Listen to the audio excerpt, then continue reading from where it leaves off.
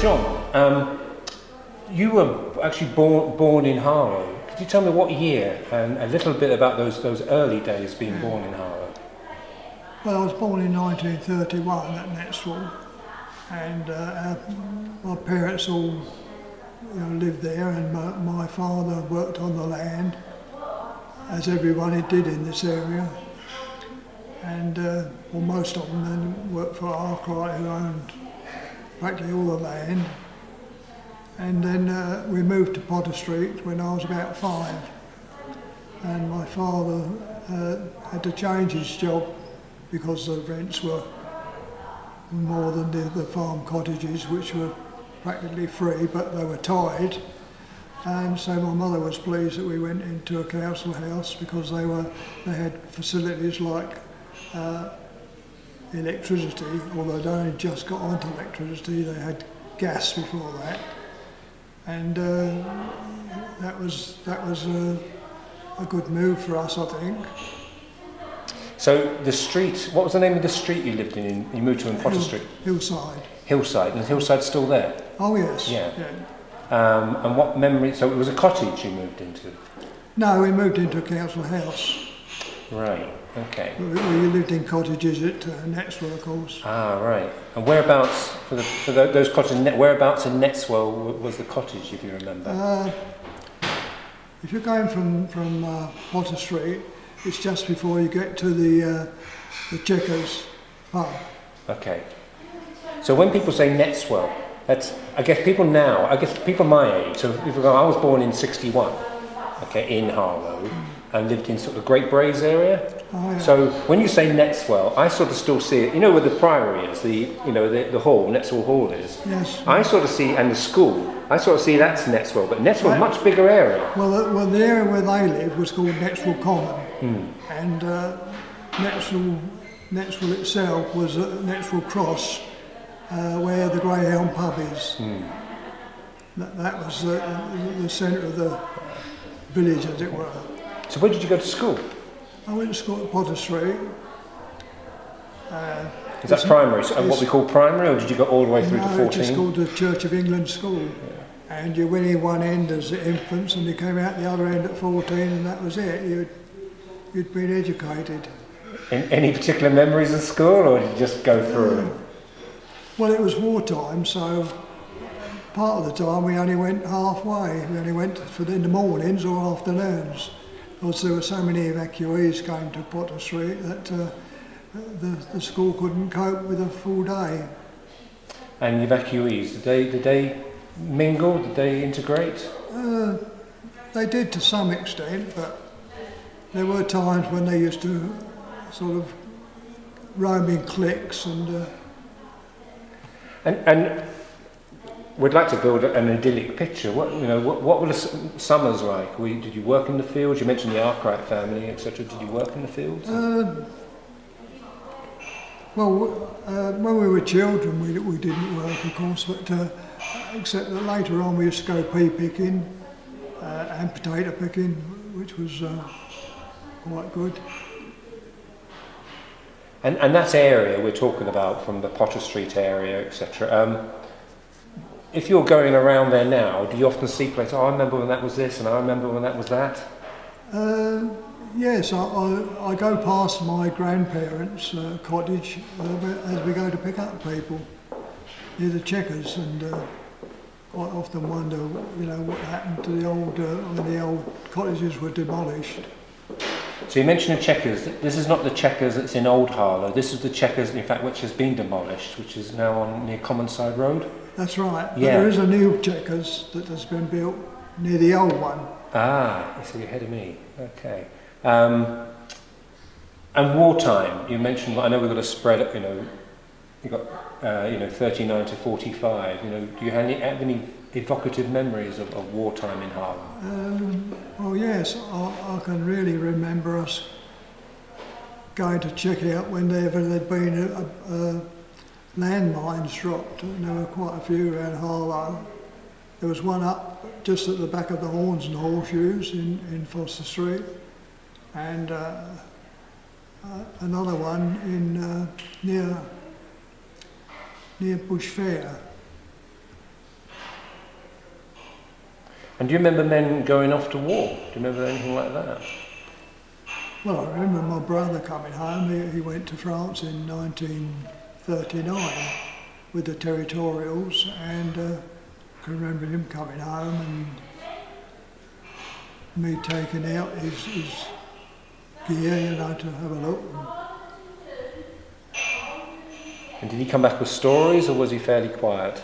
No, he got captured actually in 1940 on the retreat to Dunkirk. He was wounded and captured, and we didn't hear anything until we heard from a Belgian hospital that he'd been in there for several months. And then he spent the rest of the war in a POW camp. That can't have been easy. No, well, not for my parents, because my father had been in the First World War, so you know, it must have affected him knowing what was happening. Because we tend to have a little bit of a rosy picture we tend to watch the film The Great Escape, and everybody looks incredibly well fed, and you know, etc. But imagine the PO war camps, you know, it weren't quite that case. Yeah. Well, the first we knew was when we had a letter from the authorities to say he was in this Belgian hospital, and that was quite a blow to all the family, although they were happy in one respect to know that he was still alive. So you left school. What happened after that? I left school and went to work as a carpenter, apprentice carpenter, and stayed there until I got called up at 18. As everyone did at our age, you know, all the men anyway. And this is your national service? Yes. So where did you serve under your national service? Well, I went to Egypt after about 6 months, and I was there for 18 months. Because during that time there was a war in Korea, and Montgomery came out to have a talk to everybody, and we heard it on the radio. A special meeting was set up so we could all listen to it, to say we got another 6 months to do. So that was a bit of a blow to us.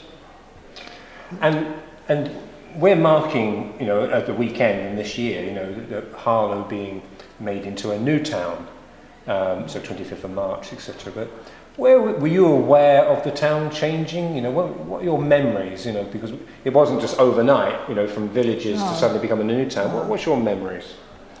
Well, one of them was that my mother writing to me and saying that they got street lighting in Potter Street, which was quite amusing to the other blokes that come from Manchester and places like that. So that was quite comical, really. So there are these little things. It wasn't a matter of suddenly a new housing estate turning up overnight. It was just the little things that are almost joining the dots to change. Yes, there was quite a change when I came out of the army. There was a lot more building had been done. That had been about 1950, and the town had begun to alter. Then the fields that we used to play in had all been built, or they'd marked out to be built on. So these are fields, for example, you get areas like, so near the clock tower, like, you know, down that Tumble, right. Nichols That was the old Latin Road. Yeah. That we used to go down to the Latin pool, which was a swimming pool. Because that cycle track, you know, from, as you know, from Taineysdale all the way up through Clock Tower and up to the Horn, to the Scum and Whalebone, or Miller and Carter. And when I say to people, this is Latin Street, this is the main road, you know, people find that quite hard, don't they, to actually visualise it. Yeah. Yeah. Jobs. So come back, national service, what happens next? Well, I got married, that was the main thing that happened. Very important thing, yeah. And your wife's name is? Margaret. Was she a local girl? Yes, she came from Thornwood, so that was where I used to go to courting. So, and Epping was the town that where we used to go to the cinema practically every Sunday. Yeah? Give us the name of a film you can remember seeing at the cinema in Epping. I know, that's a long time, isn't it? It is, isn't it? Yeah. I can't remember Don't the worry film about names. that. Don't worry. And which church did you get married in? St Mary Magdalene. Just near Latin Street? It's that one? in Potter Street. Yeah, in Potter Street, yeah. Yeah, it's near that road, yeah. Ah. And did you go on honeymoon, or was it straight back to work? Yes, we went to the Isle of Wight, so we thought we'd gone abroad in those days. You try walking there, yeah. Yeah. Brilliant. And you settled down. Are you still living in Potter Street at this time? Yes, yeah. And what job now? What about jobs? What did you do? Well, I went to work for Epping Council, that was in those days. I got the job as a clerk of works, which was supervising building works, which I quite enjoyed. And then I got on to civil engineering work and stayed there looking after civil engineering jobs until I was 61. Right. From 30 to 61. So. Enjoy your work? Yes, yeah, very, very nice, yeah. And you raised children? How many children did you have? Oh, two, just a girl and a boy, yeah. Jill and Clifford. Yeah. And what about social life? Do you remember living in Harlow in this period? You know, did you go out anywhere, or did you know, what did you do?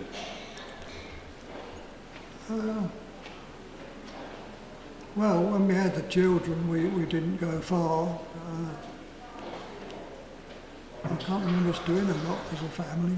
You're not alone. A lot of people said we just got on with raising children. That's right, yeah. You know, so not, yeah. And so Harlow's changed greatly. Or should I ask you, do you think Harlow has changed greatly? And if so, in what way? Yes. I think one of the first things that we appreciated was the swimming pool. Because before then we had a pool on the river called Latin Pool that we used to go to. And for people who don't know, we're here at the Leah Manning Centre in Park Lane today, and the swimming pool was just along the way, wasn't it? It's now gone. Yeah. That's right. And we're very close to the town park. Did you ever come down here? Only to the swimming pool. I think we used to go to the park occasionally with the children, but because it was a new park in those days. But we quite enjoyed that. So do you think it's changed for the better, or do you think it's just changed? Well, certainly I think the schools are better, and the swimming pool and things like that. And places like this, of course. We wouldn't. There was nothing like this in the old days. And what schools did your children go to? They went to Brose Grove. Which again now has changed into Passmore. Passmore, yeah. That's right. Yeah. And did you go on holiday in this time, or did you go, at all in the summers? We did, yeah, mainly to Butlins, because they had the facilities for the children, and they were safe there, enclosed.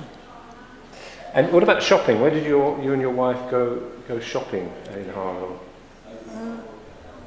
Well, we go over to the town to shopping, but in the early days we all shopped at Epping. My parents all shopped at Epping. That was the main place.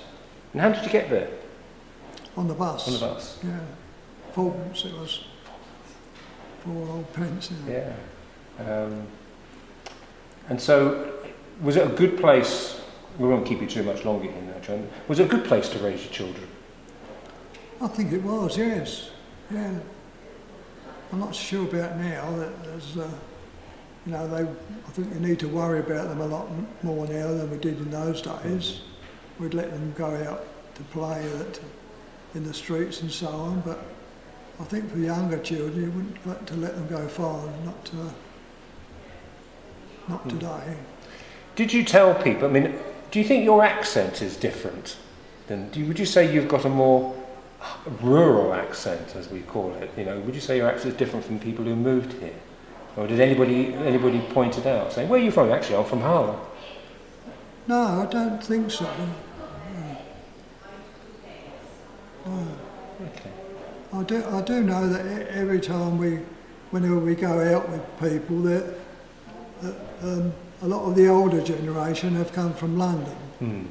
So the people that were here before are sort of few and far between. Yeah. But do you like to point it out? Actually, I was born here, 1931. Did you really? Yeah. You're an original. In fact, Harlow moved. This whole piece is called "Why They Came Here." Well, they might call it "Why You Lot Came Here," but I actually was born here. Yeah. Oh wow. Yeah. So you're one of us, really, aren't you? Indeed. Right? Well, but you're an original. My point is, you were here before the new town. It's always important to stress that Harlow's history didn't start in 1947, did it? No, that's right. Yeah. No, my parents were here, and I think my father was born locally, but my mother came from London, I think. So it's just that generation beyond that's it's part and parcel of Harlow. Brilliant. Well, thanks very much for your time, John. Really appreciate the interview. Thank you very much.